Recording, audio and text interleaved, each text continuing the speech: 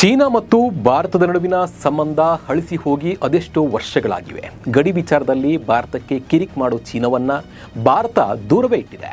ಪಾಕ್ ಜೊತೆ ಸೇರಿ ಚೀನಾ ಕುತಂತ್ರವೇ ಮಾಡ್ತಾ ಇದೆ. ಆದರೆ ಈಗ ಚೀನಾ ಭಾರತದ ಜೊತೆ ಸ್ನೇಹ ಮಾಡೋಕೆ ಪ್ರಯತ್ನ ಮಾಡ್ತಾ ಇದೆ. ಇದಕ್ಕೆ ಕಾರಣವಾಗಿದ್ದು ಅಮೆರಿಕ. ಹಾಗಿದ್ರೆ ಚೀನಾ ಭಾರತದ ಜೊತೆ ಸ್ನೇಹ ಬೆಳೆಸೋಕೆ ಕಾರಣವೇನು ಅನ್ನೋದನ್ನು ಈ ಎಪಿಸೋಡ್ನಲ್ಲಿ ನಾನು ನಿಮಗೆ ತಿಳಿಸಿಕೊಡ್ತೀನಿ. ನಾನು ನಿಮ್ಮ ಶಿವರಾಜ್ ಬಾಣಂಕಿ. ನೀವು ಸುದ್ದಿಯಾನದ ಸಬ್ಸ್ಕ್ರೈಬರ್ ಆಗೋದನ್ನು ಮರಿಬೇಡಿ. ಹಾಗೆ ಈ ವಿಡಿಯೋವನ್ನು ಕೊನೆ ತನಕ ನೋಡಿ. ಅಮೆರಿಕ ಸುಂಕದ ಮೂಲಕ ಜಗತ್ತಿನಲ್ಲಿ ಭೀತಿಯನ್ನು ಸೃಷ್ಟಿಸಿದೆ. ಅಮೆರಿಕ ಅಧ್ಯಕ್ಷ ಡೊನಾಲ್ಡ್ ಟ್ರಂಪ್ ಅವರ ಸುಂಕ ನೀತಿಯು ಪ್ರಪಂಚದಾದ್ಯಂತ ದೊಡ್ಡ ಸಂಚಲನವನ್ನು ಮೂಡಿಸಿದೆ. ಇದು ಜಾಗತಿಕ ವ್ಯಾಪಾರ ಯುದ್ಧಕ್ಕೆ ಕಾರಣವಾಗಬಹುದು. ಅದು ಭಾರತವಾಗಲಿ, ಚೀನಾವಾಗಲಿ ಅಥವಾ ಪಾಕಿಸ್ತಾನವಾಗಲಿ ಅಮೆರಿಕ ಯಾರನ್ನೂ ಬಿಟ್ಟಿಲ್ಲ. ಒಂದೇ ಏಟಿಗೆ ಎಲ್ಲರ ಮೇಲೂ ಸುಂಕ ವಿಧಿಸಲಾಗಿದೆ. ಅದರಲ್ಲೂ ಚೀನಾದ ಮೇಲೆ ಡೊನಾಲ್ಡ್ ಟ್ರಂಪ್ ಕೆಂಡ ಕಾರ್ತಾ ಇದ್ದಾರೆ. ಸುಂಕದಿಂದ ಯಾರನ್ನೂ ಬಿಟ್ಟರೂ ಚೀನಾನ ಮಾತ್ರ ಬಿಡೋ ಮಾತೇ ಇಲ್ಲ ಅಂತಿದ್ದಾರೆ.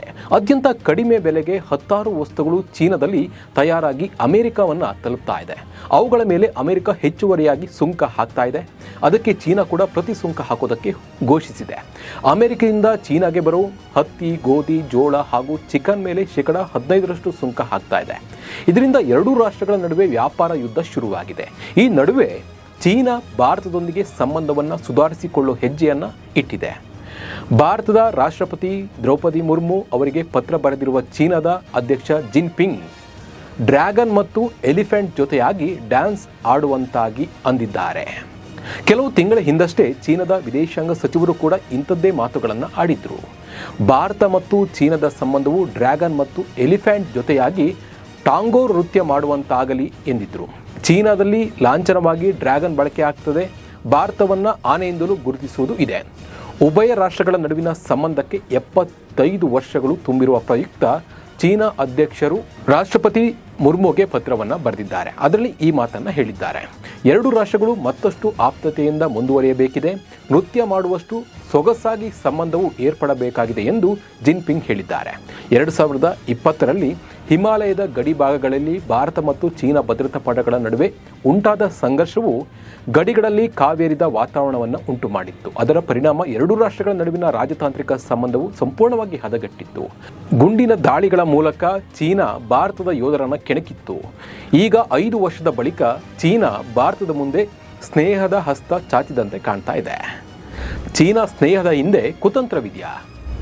ಅಂದರೆ ಚೀನಾ ನಿಜಕ್ಕೂ ಭಾರತದ ಜೊತೆ ಉತ್ತಮ ಬಾಂಧವ್ಯವನ್ನು ನಿರೀಕ್ಷೆ ಪಡ್ತಿದೆಯಾ ಅಥವಾ ಇದರ ಹಿಂದೆ ಇನ್ನೇನಾದರೂ ಪ್ಲಾನ್ ಇದೆಯಾ ಅನ್ನೋ ಬಗ್ಗೆ ಕೂಡ ಚರ್ಚೆ ಆಗ್ತಿದೆ. ಅಂದರೆ ಚೀನಾ ಭಾರತದ ಜೊತೆ ಉತ್ತಮ ಬಾಂಧವ್ಯವನ್ನು ನಿರೀಕ್ಷೆ ಮಾಡ್ತಿದೆಯಾ ಅಥವಾ ಇದರ ಹಿಂದೆ ಇನ್ನೇನಾದರೂ ಪ್ಲಾನ್ ಇದೆಯಾ ಅನ್ನೋ ಚರ್ಚೆ ಕೂಡ ಆಗ್ತಿವೆ. ಯಾಕಂದರೆ ಟ್ರಂಪ್ ಚೀನಾ ಮೇಲೆ ಸುಂಕದ ಹೊರೆ ಆಗ್ತಾ ಇದ್ದಾರೆ. ಹಾಗೆ ಅಮೆರಿಕದಲ್ಲಿ ಚೀನಾದ ಉತ್ಪನ್ನಗಳಿಗೆ ಮಾರುಕಟ್ಟೆ ಕಡಿಮೆ ಆಗ್ತಾ ಇದೆ. ಈಗ ಚೀನಾಗೆ ಮತ್ತೊಂದು ದೊಡ್ಡ ಮಾರುಕಟ್ಟೆ ಅಂದರೆ ಅದು ಭಾರತ. ಈಗಾಗಲೇ ಭಾರತ ಮತ್ತು ಚೀನಾ ನಡುವೆ ಸುಮಾರು $101 ಬಿಲಿಯನ್ ಮೊತ್ತದ ವ್ಯಾಪಾರ ವಹಿವಾಟು ನಡೀತಾ ಇದೆ. ಆದರೆ ಅದರಲ್ಲಿ ಭಾರತದಿಂದ ಕೇವಲ $16 ಬಿಲಿಯನ್ ಮೊತ್ತದ ವಸ್ತುಗಳು ಮಾತ್ರ ಚೀನಾಗೆ ರಫ್ತಾಗ್ತಾ ಇದೆ. ಅಂದರೆ ಸುಮಾರು $85 ಬಿಲಿಯನ್ ಮೌಲ್ಯದ ವಸ್ತುಗಳು ಚೀನಾದಿಂದ ಭಾರತಕ್ಕೆ ಬರ್ತಾ ಇದೆ. ಇದು ಭಾರತದ ಪಾಲಿಗೆ ದೊಡ್ಡ ಕೊರತೆ. ಭಾರತದಿಂದ ಪೆಟ್ರೋಲಿಯಂ ಆಯಿಲ್, ಕಬ್ಬಿಣದ ಅದಿರು, ಸಮುದ್ರದ ಉತ್ಪನ್ನಗಳು ಹಾಗೂ ವೆಜಿಟೇಬಲ್ ಆಯಿಲ್ ಮಾತ್ರವೇ ರಫ್ತಾಗ್ತಾ ಇದೆ. ಹೀಗಾಗಿ ಇದೊಂಥರ ಭಾರತಕ್ಕೆ ಹೊಡೆತ ಅಂತಾನೆ ಹೇಳ್ಬೋದು. ಇದಲ್ಲದೆ ಅಮೆರಿಕದ ಜೊತೆ ಭಾರತದ ಸಂಬಂಧ ವೃದ್ಧಿಯಾಗಿರುವುದು ಚೀನಾದ ಪಾಲಿಗೆ ನುಂಗಲಾರದ ತುತ್ತಾಗಿದೆ. ಇದು ಸಹ ಚೀನಾ ಭಾರತದ ಕಡೆ ನೋಡೋಕೆ ಕಾರಣ ಅಂತಾನೆ ಹೇಳ್ಬೋದು. 2020ರ ಸಂಘರ್ಷದ ಬಳಿಕ ಭಾರತವು ಚೀನಾದ 16 ಅಪ್ಲಿಕೇಶನ್ಗಳನ್ನು ಬ್ಯಾನ್ ಮಾಡಿತ್ತು. ಅಲ್ಲಿನ ಹೂಡಿಕೆಗಳಿಗೆ ನಿರ್ಬಂಧ ಹೇರಿತ್ತು. ಆದರೆ ಕಳೆದ ವರ್ಷ ಬ್ರಿಕ್ಸ್ ಶೃಂಗಸಭೆಯ ಸಮಯದಲ್ಲಿ ಜಿನ್ಪಿಂಗ್ ಮತ್ತು ಮೋದಿ ಭೇಟಿಯಾಗಿ ಮಾತನಾಡಿದ್ರು. ಆನಂತರ ಉಭಯ ರಾಷ್ಟ್ರಗಳ ನಡುವೆ ನೇರ ವಿಮಾನಯಾನವನ್ನು ಮತ್ತೆ ಶುರು ಮಾಡಲಾಗಿತ್ತು. ಹಾಗೆ ಮಾನಸ ಸರೋವರ ಯಾತ್ರೆಗೂ ಪ್ರವೇಶ ಮುಕ್ತಗೊಳಿಸಲಾಗಿದೆ. ಭಾರತಕ್ಕೂ ಚೀನಾ ಜೊತೆಗೆ ಒಳ್ಳೆಯ ಸಂಬಂಧ ಮುಂದುವರಿಸುವುದು ಅನಿವಾರ್ಯ. ಕೆಲವೇ ದಿನಗಳ ಹಿಂದಷ್ಟೇ ಬಾಂಗ್ಲಾದೇಶದ ಮುಖ್ಯ ಸಲಹೆಗಾರ ಮೊಹಮ್ಮದ್ ಯೂನೆಸ್ 4 ದಿನಗಳು ಚೀನಾಗೆ ಭೇಟಿ ಕೊಟ್ಟು ಬಂದಿದ್ದರು. ಅಲ್ಲಿ ಭಾರತದ 7 ಈಶಾನ್ಯ ರಾಜ್ಯಗಳ ಬಗ್ಗೆ ಪ್ರಸ್ತಾಪಿಸಿ ಆ ರಾಜ್ಯಗಳಿಗೆ ಸಮುದ್ರ ಭಾಗಕ್ಕೆ ಸಂಪರ್ಕಿಸುವ ಅವಕಾಶವೇ ಇಲ್ಲ. ಬಂಗಾಳ ಕೊಲ್ಲಿ ಭಾಗದಲ್ಲಿ ನಮ್ಮದೇ ಪ್ರಾಬಲ್ಯ ಇದೆ. ಚೀನಾ ಸಮುದ್ರ ಭಾಗವನ್ನು ಬಳಸಿಕೊಳ್ಳಬಹುದು. ಬಾಂಗ್ಲಾದಲ್ಲಿ ಆರ್ಥಿಕ ವಿಸ್ತರಣೆಗೆ ನೆಲೆಯಾಗಿ ಮಾಡಿಕೊಳ್ಳೋಕೆ ಅವಕಾಶ ಇದೆ. ಅಲ್ಲಿಯ ಉತ್ಪಾದನೆ, ಮಾರ್ಕೆಟಿಂಗ್, ರಫ್ತು ಎಲ್ಲವೂ ಮಾಡೋಕೆ ಸಾಧ್ಯವಿದೆ ಎಂದು ಇದು ಭಾರತದ ಭದ್ರತೆಗೆ ದೊಡ್ಡ ಸವಾಲು ತಂದಿಟ್ಟಿದೆ. ಬಾಂಗ್ಲಾದ ಯೋಜನೆಗಳಲ್ಲೂ ಚೀನಾ ಈಗ ಭಾಗಿಯಾಗೋಕೆ ದಾರಿ ಸುಗಮವಾಗಿದೆ. ಭಾರತದೊಂದಿಗೆ ಆಪ್ತತೆ ಹೊಂದಿದ ಬಾಂಗ್ಲಾ ಈಗ ಚೀನಾದ ಕೈ ಹಿಡಿದು ನಿಂತಿದೆ. ಈ ಎಲ್ಲ ಬೆಳವಣಿಗೆಗಳ ಹಿನ್ನೆಲೆಯಲ್ಲಿ ಭಾರತದ ಪ್ರತಿಯೊಂದು ಹೆಜ್ಜೆ ಕೂಡ ಮುಖ್ಯವಾಗಿದೆ ಅಂತಲೇ ಹೇಳ್ಬೋದು. ಭಾರತದಿಂದ ಹೆಚ್ಚಿನ ಉತ್ಪನ್ನಗಳನ್ನು ಆಮದು ಮಾಡಿಕೊಳ್ಳಲು ಚೀನಾ ರೆಡಿಯೇ? ಇನ್ನು ಭಾರತದಿಂದ ಹೆಚ್ಚಿನ ಉತ್ಪನ್ನಗಳನ್ನು ಆಮದು ಮಾಡಿಕೊಳ್ಳಲು ಚೀನಾ ಸಿದ್ಧ. ಸುಂಕ ಘರ್ಷಣೆಯ ಸ್ವಲ್ಪ ಮೊದಲು ಭಾರತದಿಂದ ಹೆಚ್ಚಿನ ಉತ್ಪನ್ನಗಳನ್ನು ಆಮದು ಮಾಡಿಕೊಳ್ಳಲು ಮತ್ತು ವ್ಯಾಪಾರ ಸಹಕಾರವನ್ನು ಬಲಪಡಿಸಲು ಸಿದ್ಧ ಎಂದು ಬೀಜಿಂಗ್ ಹೇಳಿದೆ.